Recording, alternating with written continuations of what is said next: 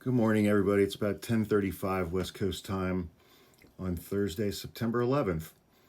I did a long video last night about the impact of Donald Trump hiring or appointing people in his cabinet into various positions based on loyalty as opposed to based on their competence to fulfill those positions. And I talked about Kash Patel and Dan Bongino at the FBI, and that they are both incompetent to be in the positions that they are in right now.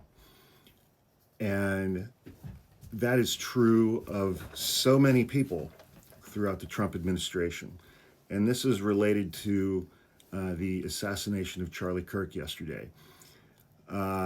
Folks at the New York Times are doing live updates of information as it comes in.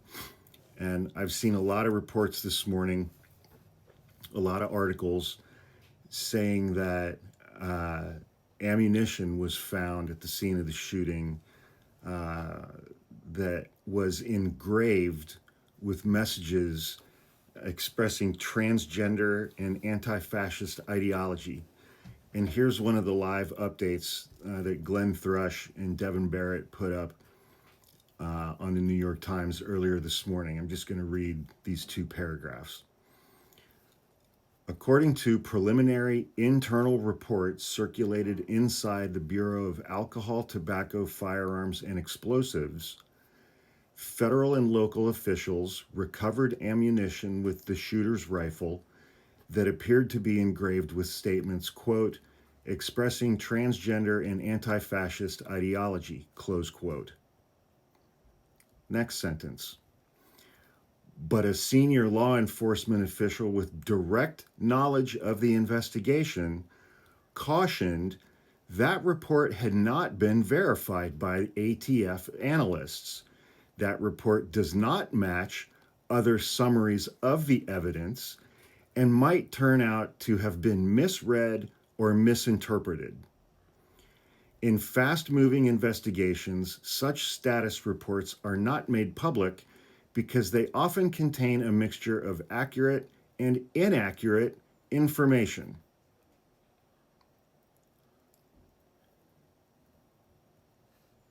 One of the last questions that Charlie Kirk was asked before he was shot was about transgender mass shooters. I've seen a dozen articles this morning stating as fact that federal and local officials recovered ammunition with the shooter's rifle that appeared to be engraved with statements expressing transgender and anti-fascist ideology. I have not seen many of those articles contain the next sentence.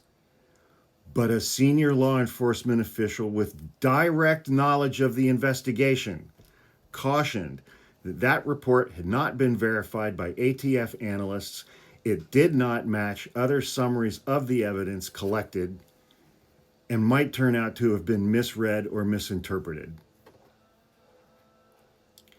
And this is what happens when you put incredibly incompetent people in charge of these kinds of investigations. We are in a position where we can't trust the information that comes from Donald Trump's FBI, ATF, DOJ, or the White House, because they care deeply about making sure that the person who did this is someone who fits their particular political narrative right now when it comes to mass shootings and when it comes to this particular shooting. How can we trust a single word that comes from this administration on this investigation?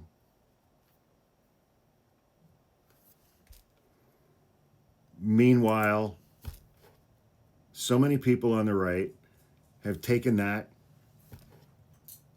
quote, which hasn't been confirmed, might not be accurate, could have been misread, and doesn't match other summaries of evidence collected at the scene, and they're blaming a trans shooter that doesn't exist. further demonizing that marginalized community and that population within the United States. Navigating this with this administration in charge is going to be a fucking train wreck. It's going to be a fucking train wreck. And my fear is that you're going to see innocent people get caught up in this, and their lives are going to be changed forever. In a bad way.